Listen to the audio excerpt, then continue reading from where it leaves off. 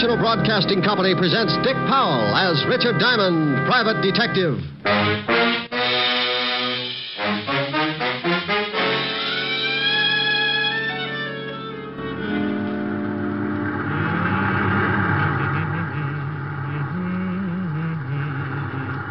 Hey, Ed. Huh? Stop the car a second, will you? What for? I thought I saw something lying back there by the road.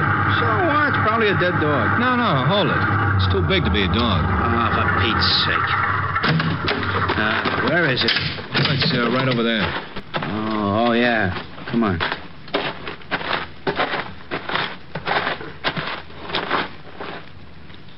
Holy cow.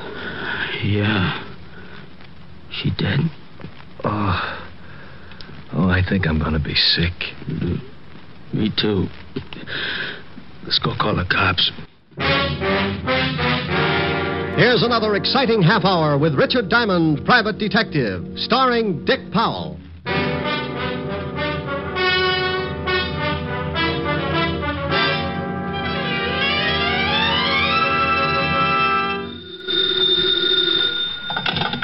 Diamond Detective Agency. If there's a corpse in your cellar and your nerves are a wreck, old Rick to the rescue if you write him a check. Oh, Rick.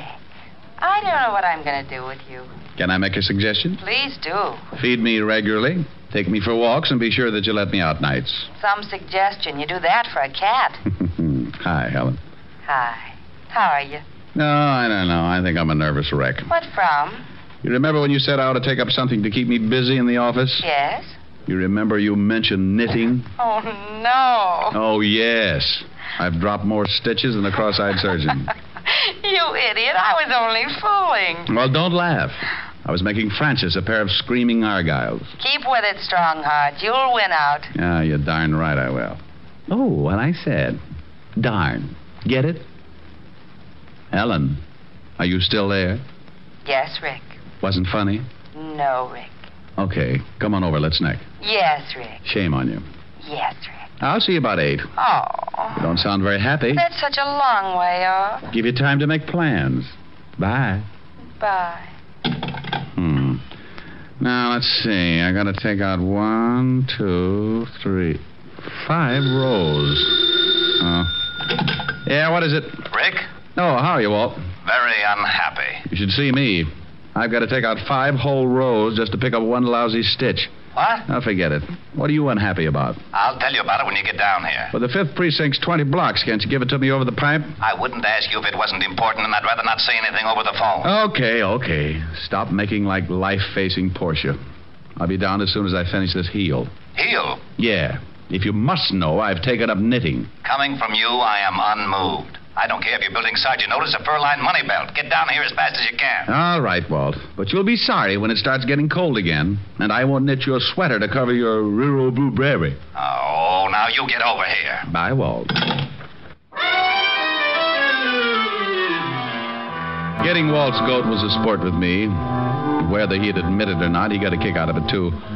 Sometimes I wouldn't stay on the rib as long as I usually do, but that was only because Walt always starts sounding just a little bit worried. Then I know it's time to lay off and get serious.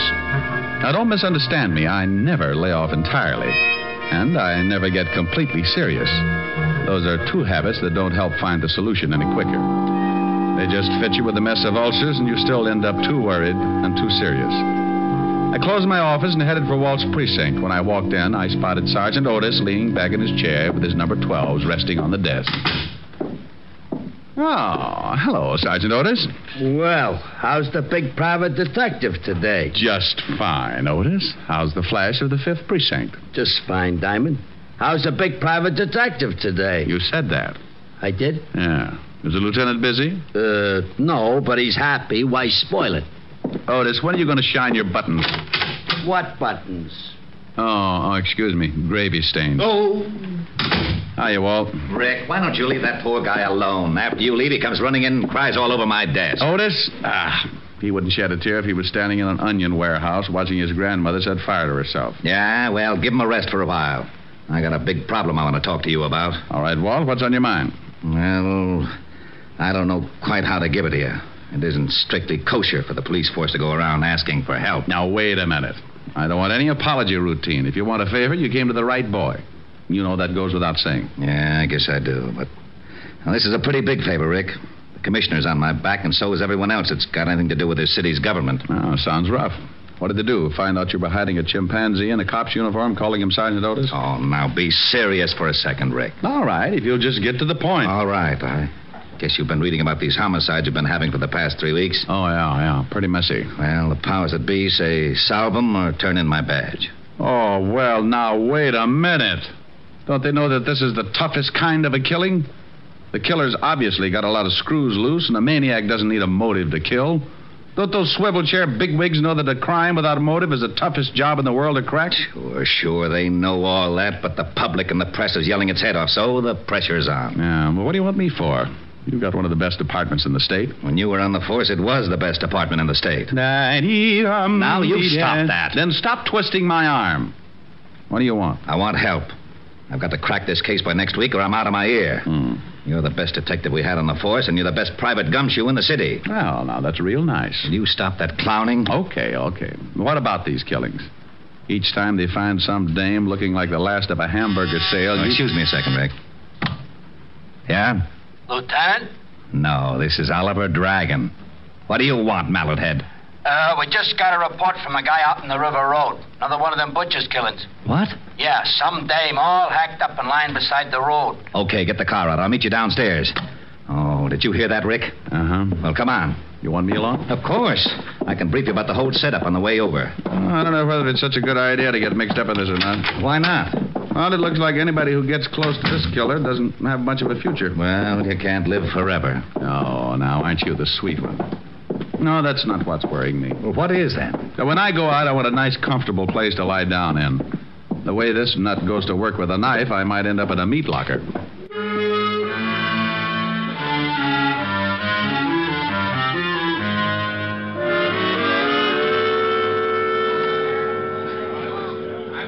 All right, everybody back.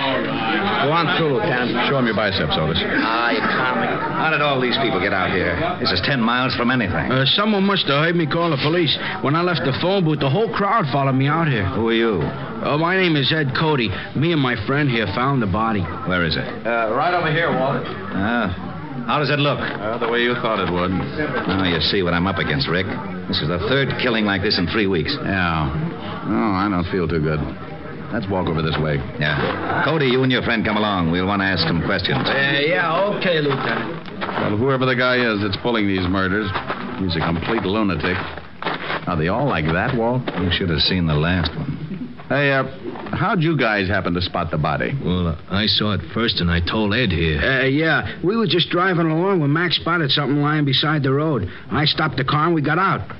When I saw what it was, I left Mac here and went back to town to call you. What's your full name, Mac? McCarthy. John McCarthy. Okay. What are you doing, Rick? Oh, looking at the road. That's your car up there, Cody? It's Mac's. I was just driving. Now, you went ahead how far before you stopped? Well, about 20 yards. You won't find much, Rick, even if the road is soft. Their car and then the other one would have blocked out the killer's tracks. Hey, maybe he didn't use a car. Maybe he walked her out this way and then killed her. No, this place is 10 miles from anything. He drove all right. And this crowd has ruined any footprints for sure. Oh, here come the boys.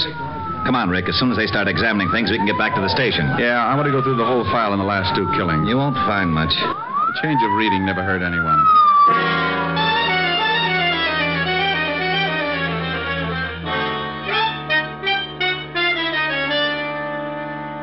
Well, that's the whole mess. No leads at all, huh? Not a one. I'm getting nearsighted from looking at all the lineup. We've picked up everything from drunks to safecrackers. No leads. Same type of crime in every case. This killer's got a crazy streak as wide as Broadway. Wait till the commissioner hears about this one. Walt. Yeah? Give me a pencil. Now, tic-tac-toe is out. I got a headache. Stop waving your gills and give me a pencil. Here. What are you doing with that map? Drawing circles.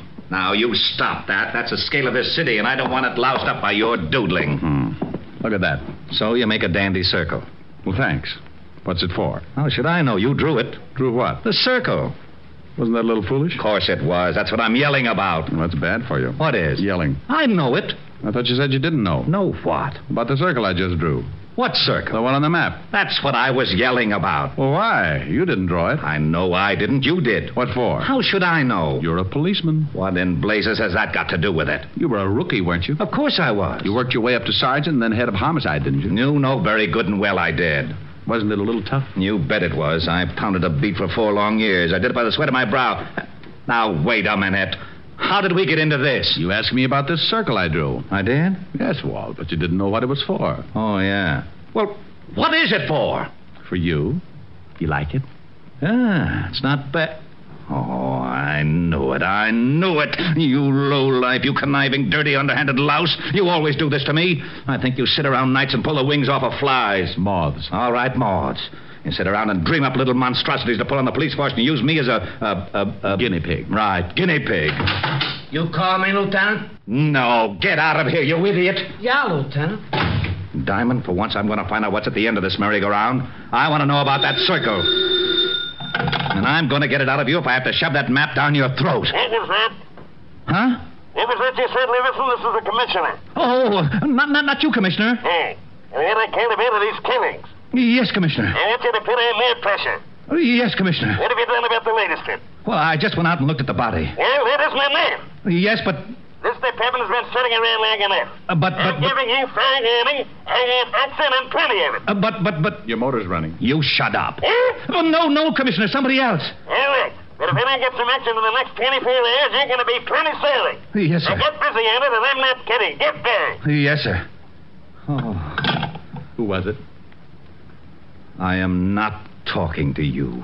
Don't you want to know about the circle? No. Fine. Well, when I was looking over the reports on the killings, I noticed something. You don't say. Say what? Okay, if you don't want to play. Be a sorehead all your life. Well, I noticed that all of the killings, including the one we looked at this afternoon, were within at least 10 miles of each other. And the first one, this one right here, was exactly in the opposite direction from the last one. Bully for you. No, it's nothing. Well, using the first and last homicide for the edge of the circle, we find that the other killing also falls within the sphere. Okay, so what? Getting interested? Well, the girl this afternoon had been dead for about, 14 hours, wouldn't you say? Yeah, but the coroner can come closer. Well, about, anyway.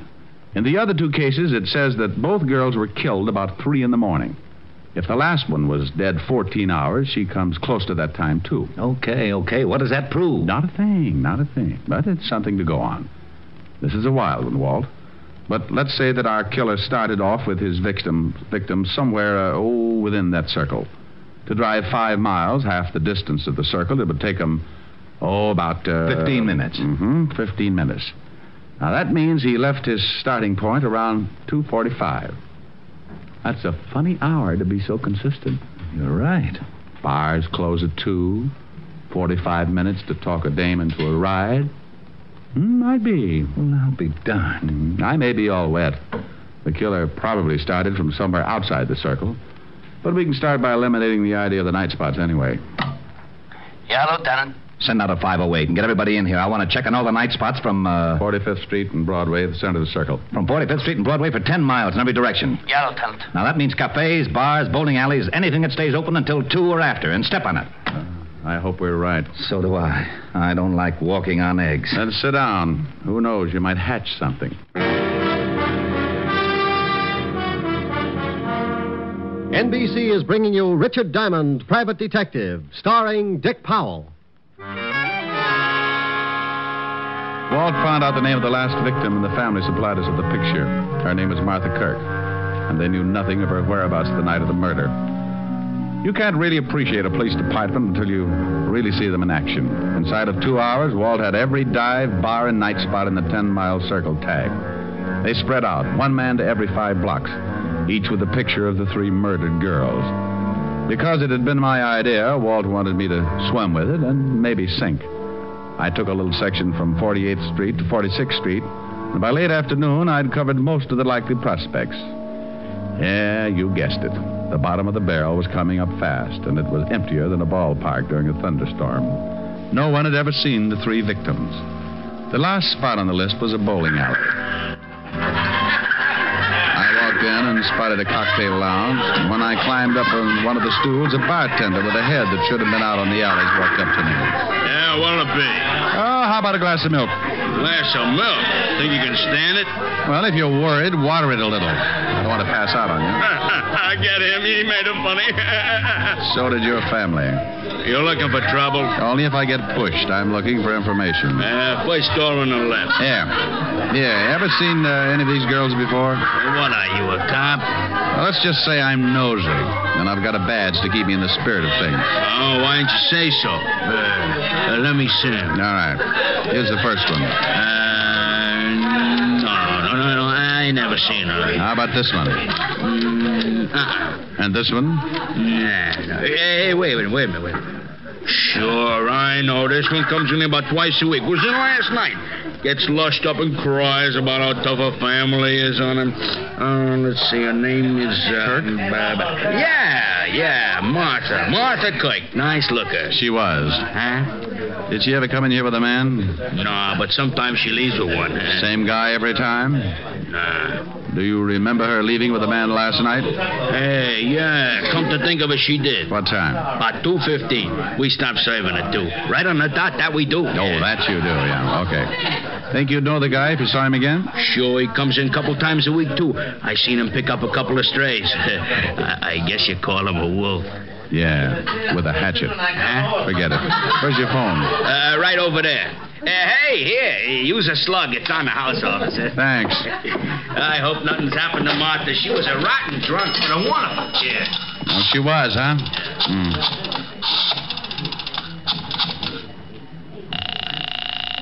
What do you have? Sergeant noticed at your service. If you're in trouble, you probably deserve us. Oh, that's awful. Okay, Diamond, you don't have to get nasty. Shut up and get me the lieutenant. One moment, please.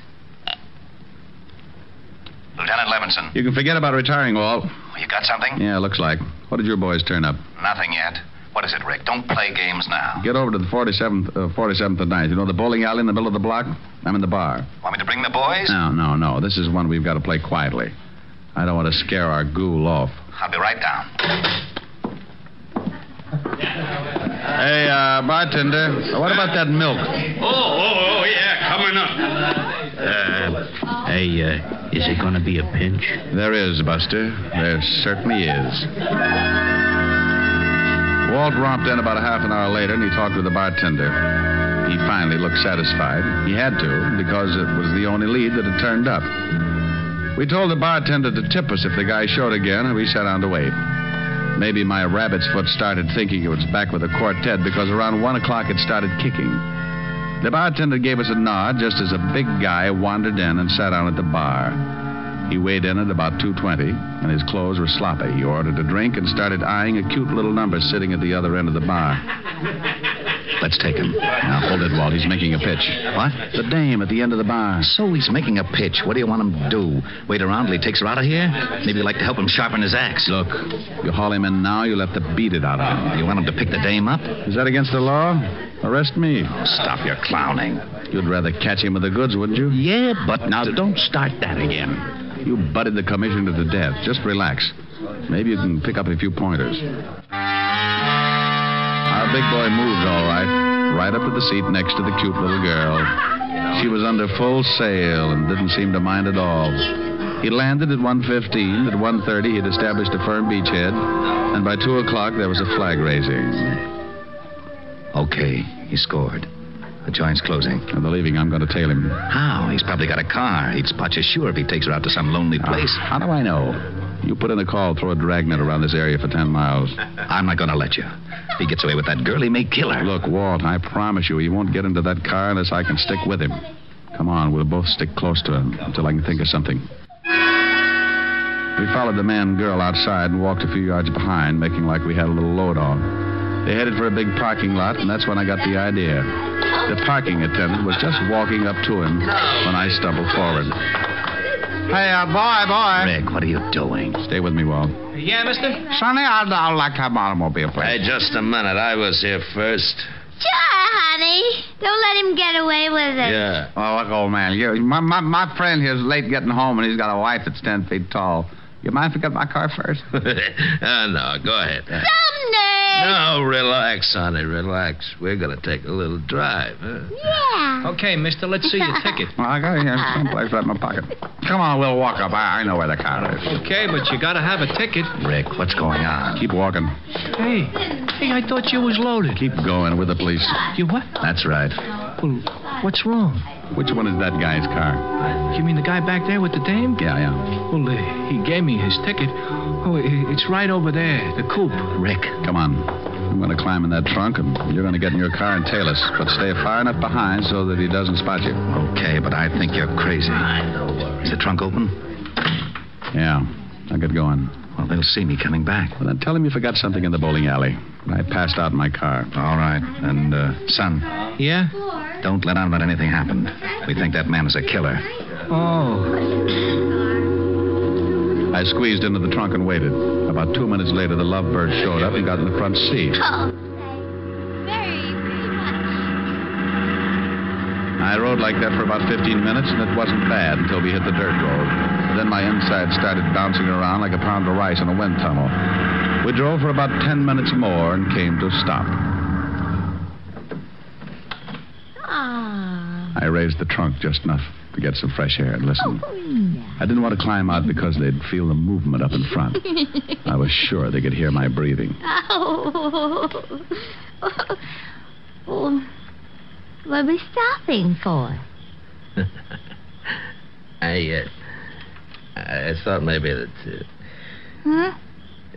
I wanted to look at the pretty scenery. Well, how can you? So dark. Pretty though. I can see you, baby. Dad? Mm-hmm. Wow. You're nice.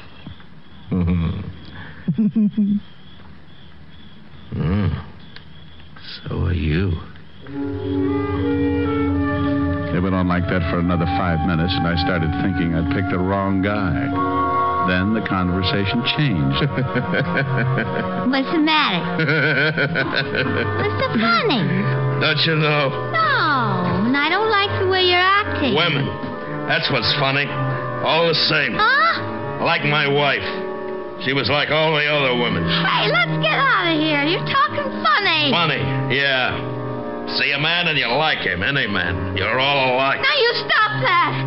I just came along Now because... come here. No, you let me go. You ain't no different. Come here. No, stop that.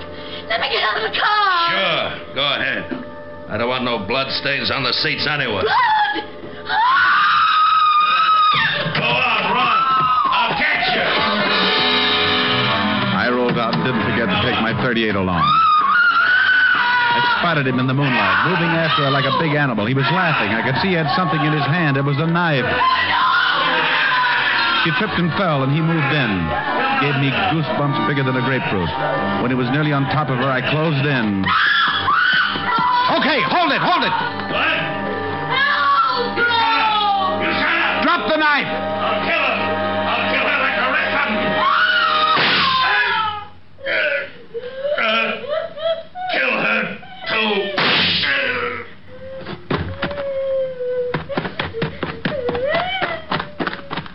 You all right? Oh. I'm so glad you got here. All right, now just take it easy. It's all over. It's all over. Are you sure you're all right, honey? You know something? No, what? I think that man is crazy.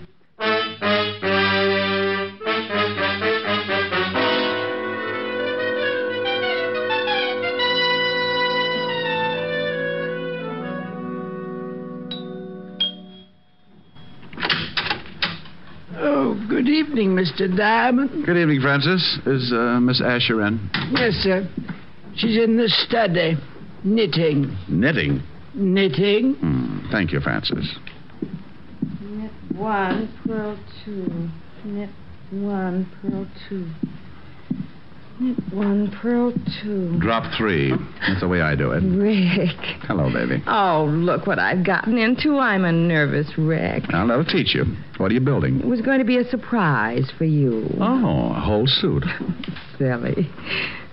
Rick, I'll get it.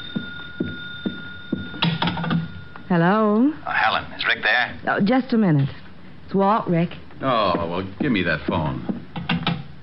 Where are you? Why didn't you follow me like I told you to? Well, something happened. Well, what happened, you big ox? I could have been killed out there. I'm sorry, but... Why didn't you follow me? I got caught on the Triborough Bridge and I didn't have a quarter. Why didn't you use your police badge? Holy smoke. Now you tell me.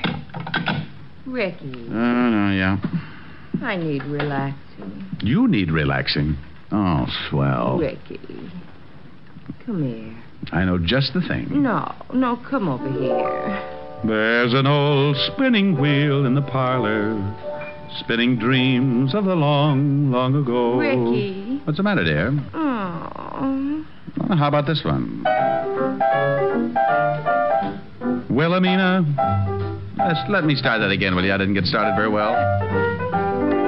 Wilhelmina, she's the cutest little girl in Copenhagen. Wilhelmina, she has all the fellas crazy in the noggin. In Copenhagen, all the roses on her cheeks, and the music when she speaks, and how sweet her kisses taste. Sugar caney's like my mama's Danish pastry. Wilhelmina, maybe soon we'll elope in Copenhagen. Wilhelmina, we'll share everything, including my toboggan. In Copenhagen, all the other girls say no, but Wilhelmina, she says nine. All the boys call Wilhelmina Willie, but I call Wilhelmina mine. Well, now, how did you like that, huh? Well, it was wonderful, but where did the orchestra come from? Oh, the orchestra? Did you like it? Mm-hmm. No, don't knock it. Rick. I told you I needed relaxing. Oh, well, how's this? Rag mop. Rag mop. Rick! Rag mop. Oh, no, Rick! Rag mop. I started that one right. I got to like that one, too. You can sing later. Oh, all right. Now, what is it, little baby? Come here.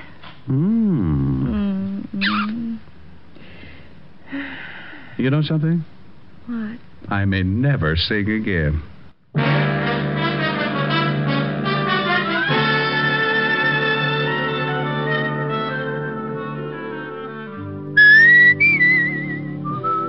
You have just heard Richard Diamond, Private Detective, starring Dick Powell. Lieutenant Levinson was played by Ed Begley. Also in the cast were Virginia Delvey, Wilms Herbert, Lorene Tuttle, Bill Conrad, Peter Leeds, and Jack Crucian. Music was under the direction of Frank Worth. Tonight's show was written by Blake Edwards and directed by Warren Lewis. This is Eddie King inviting you to be with us next Wednesday at this same time, when we will again bring you Dick Powell as Richard Diamond, Private Detective.